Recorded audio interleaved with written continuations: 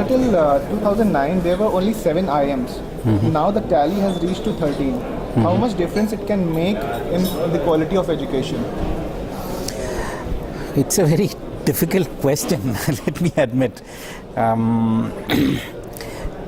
You see, when you have less number of institutions, then you can attract the cream of the students and then have the best efforts put in there, and then they always remain exclusive.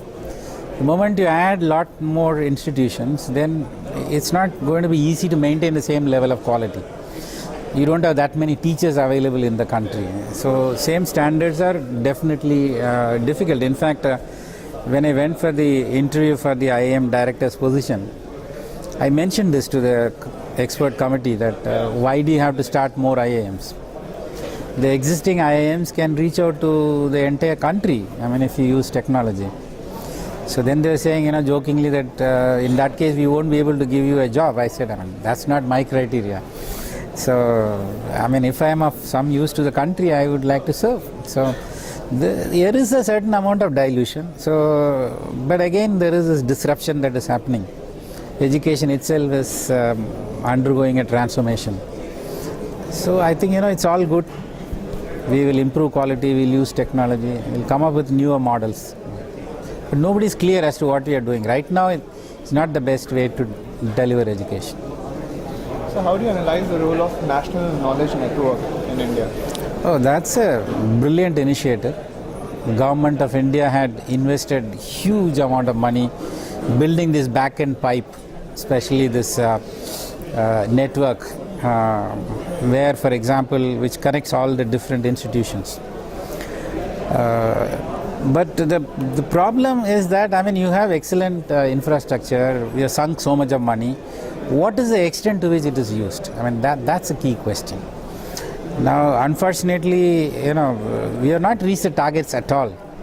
You see, in terms of connecting the institutions, in terms of utilizing the service facilities, I think we are less than 10 or 15%. That's where actually one has to think. How do you have a mechanism to ensure that institutions share their resources, work in a collaborative mode, and then build an ecosystem for knowledge creation, knowledge dissemination. That's what is possible through the use of IT. So you have to use the power of networking, power of IT. That's lacking today. Sir, what is your view on National Program on Technical Enhanced Learning? Yeah, it's a wonderful move. I think IIT Madras started in Kollam, then they co-opted few others like triple ITs came in. Now, of course, IITs are joining hands with industry also, like Wipro or other IT companies. So now, it is traditionally, what we believed is that knowledge is available in universities. We know the best. So you accept whatever I teach. But now what is happening is that the realization has come that you have to work in collaboration with the industry, the consumers, various, stakeholders, which is what we see in this NPTEL. Now they are joining hands with all these companies and they are offering courses on artificial intelligence or your networks. Various courses are now coming up. They are going to certify now. Earlier they were simply giving these recorded lectures free. Now for a fee they will actually give a certificate. It's like the MOOC, your mock kind of platform. They are going to deliver the things. It's a good initiative. How was your overall experience with WES? Oh, it's wonderful. This is the third time I'm here. I was earlier here on a Delhi summit, then I was there in Ahmedabad. This is my third. So what I like about this is the professional manner in which you do things. So this is more like US.